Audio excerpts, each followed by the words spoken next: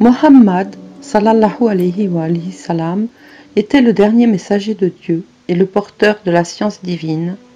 Il avait des amis et des partisans. Ali alayhi salam était un de ses partisans.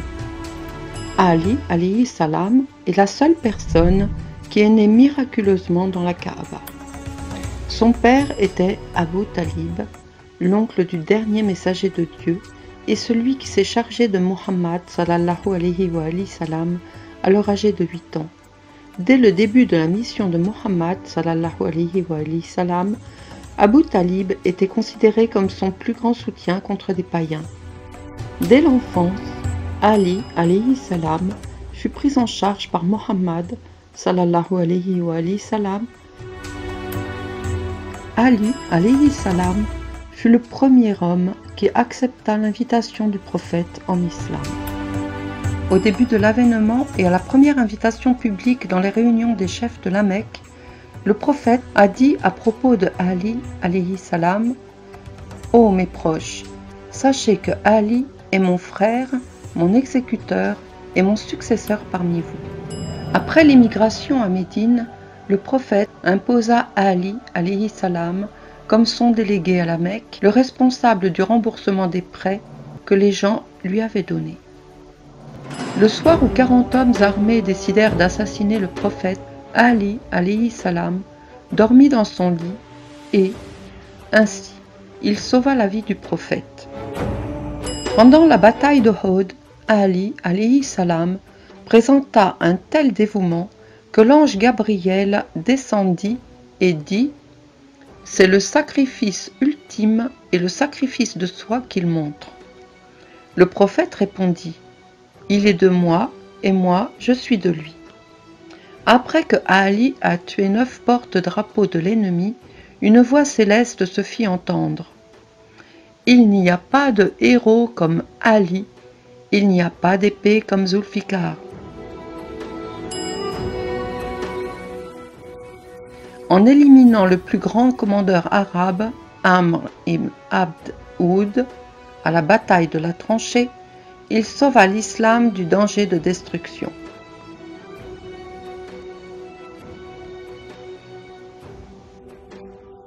Pendant la bataille de Khaybar, lorsque des musulmans se confrontèrent au problème pour conquérir la plus solide citadelle, ils vinrent chez le prophète. Il dit: « Demain, je donnerai le drapeau à la main de celui qui ne fuit jamais la guerre et n'a pas peur de l'ennemi. Allah et son messager l'aiment, et Dieu va conquérir cette citadelle par ses mains. » Le lendemain, le prophète Mohammed sallallahu alayhi wa sallam donna le drapeau à Ali alayhi salam et Ali conquit miraculeusement la citadelle de Khaybar.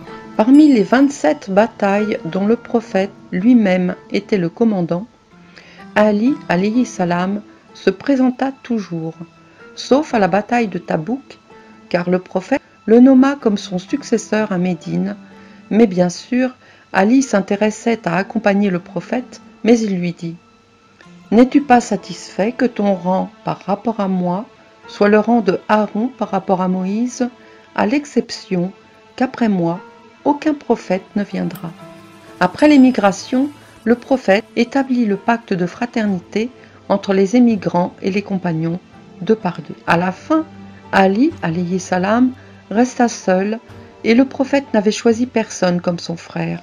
Et Ali alayhi salam demanda la raison. Le prophète sallallahu alayhi wa sallam répondit: « Tu es mon frère ici-bas et encore dans l'au-delà. Je jure à ce Dieu qui m'envoya justement, je retardais ton fait de fraternité seulement pour la raison que je te choisis comme mon propre frère. Une fraternité dont les domaines englobent les 2 mondes. » Le prophète Mohammed sallallahu alayhi wa sallam fit marier sa seule fille, Fatima Sahra, la maîtresse des femmes, avec Ali alayhi salam sur l'ordre divin.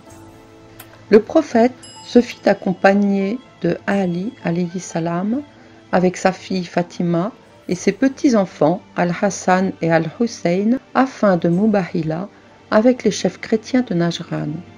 Cet événement montra que Ahlul Bayt ne sont que ces 5 personnes seulement. La seule maison à laquelle le prophète sallallahu alayhi wa sallam permit que sa porte ouvre sur la mosquée n'était que la maison de Ali alayhi salam. En réponse à la protestation de certains à propos de cette discrimination, le prophète a dit « C'est Allah qui me commanda de fermer toutes les portes qui ouvrent sur la mosquée, sauf la porte de la maison de Ali alayhi salam. Et moi, je ne commande pas du tout de fermer ou ouvrir la porte moi-même. Je suis tout à fait le commandement de Dieu dans ces domaines. » Ali alayhi salam était un des scribes et aussi des conservateurs de la révélation. Il était considéré comme le secrétaire privé et digne de confiance du prophète sallallahu alayhi wa sallam. Le prophète sallallahu alayhi wa sallam envoya Abu Bakr pour réciter les versets de l'immunité aux idolâtres mécois, mais un peu plus tard, il décida de remplacer Ali alayhi salam et il commanda à Ali de prendre les versets et de les réciter pour les Mécois. Quand Ali est arrivé à Abu Bakr et que Abu Bakr est revenu humblement à Médine, il a demandé au prophète si un verset avait été révélé à son sujet.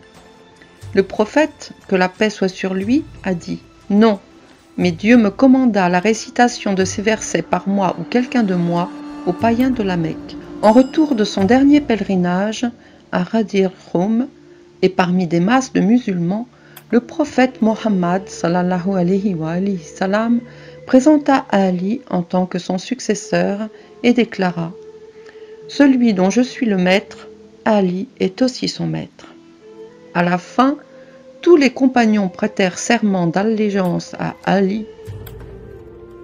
Finalement, Ali alayhi salam fut blessé le 19 Ramadan dans la niche de prière de la mosquée de Koufa, pendant la prière, lors de la prosternation, par un coup d'épée, et il quitta ce monde le 21 Ramadan.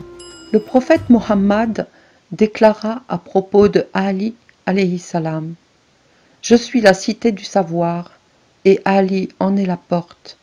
Pour quiconque veut la science, il est obligatoire d'entrer par sa porte. »